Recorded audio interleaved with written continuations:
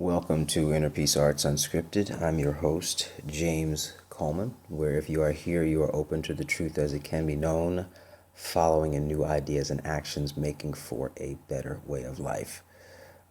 Today I'm going to talk about socially experienced knowledge and the fact that there is some. As you may know, Inner Peace Arts is about the intersection between personal development, spirituality, and social equilibrium. And as such, a lot of the ideas driving Inner Peace Arts are ones that that require other people to implement in order for it to be socially experienced. And I realized this a couple of days ago, and I was like, wow, you think all these ideas flow through your mind, right? Or you think about how the world could be a better place, and if only people did this, and if only people did that. And those statements all reflect this notion of knowledge that needs to be applied socially to be experienced.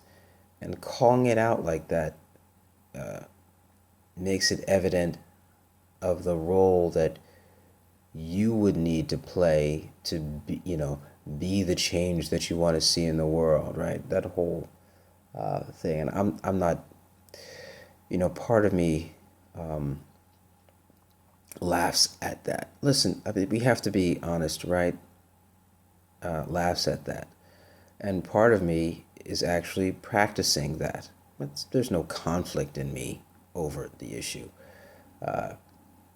I've come to see that if you want to experience something socially, you have to actually participate in that idea socially, and you have to do it regardless of whether other people around you are doing it or not. And you have to do it in such a way that it's attractive to other people so that you too can experience the social benefits of the new socially experienced knowledge, right? You can think of it this way. Think about a football. Been using that for a football game, right? Let's just say whether or not you understand the game, right? You understand it's a game. You see people running around. You see this brown thing being thrown around, okay? And I wonder why the ball isn't peach. See? I can have fun. Anyway, you see the ball being thrown around, people running around, there's these markings on the field, right? There's a book where it has all the rules of that game written, right?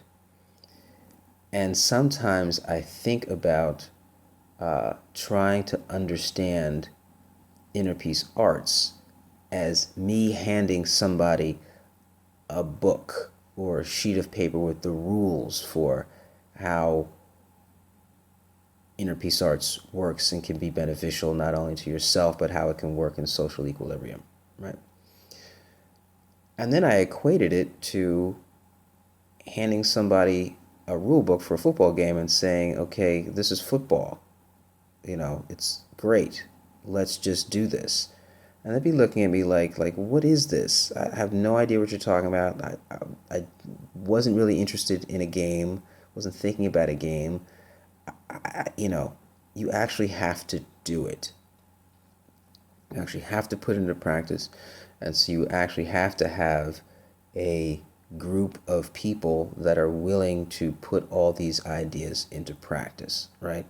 And so I thought about starting a list of sign-up sheet where you could sign up for social equilibrium. And then when I get to 1 million people on my list, go and start to organize change for social equilibrium and putting these ideas into place. And I thought that was kind of silly.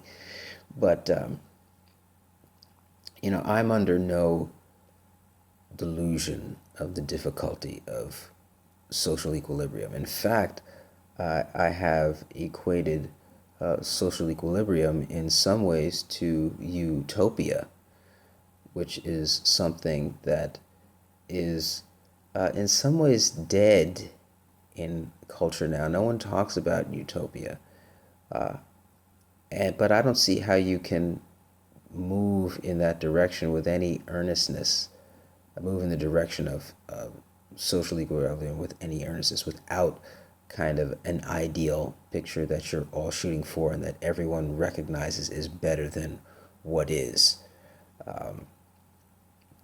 I think it's what drove a lot of some, and it's that's what I think, right? And I think that so I'm reviving this notion of utopia, not in a sense that I think that it's going to happen overnight, but in a sense that this is an ideal that we're going to be shooting for and that we share this ideal, and it helps us to resolve issues and conflicts when we see something that is clearly taking us away from that direction, right?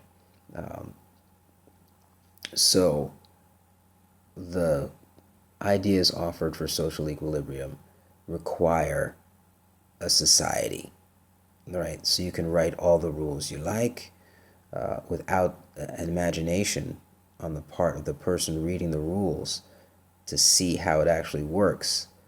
They won't get it. So that's another task that I guess I'm figuring out for myself now here, is how to, make these ideas pop off the page, so to speak. And they are, well, I mean, I'm not addressing them in particular like that. Anyway, it's happening. That's why we have these conversations. That's why I do what I do. That's how I relate to people. So I'm doing it. I'm just pointing out how it actually works in reality. That it's going to require the change of people that are not playing the game to play the game, and get a vision in those people of the value of the game, and to show them that it's better than the game that they're playing. And that's the challenge. And knowing specifically that it's known socially means that for some people they're going to have to do it before they get it. Yevarechecha Adonai ve'yishmerecha, Ya'er Adonai panav elecha v'yichoneka, Yisa Adonai panav elecha ve'yasem lecha shalom. Have a great day.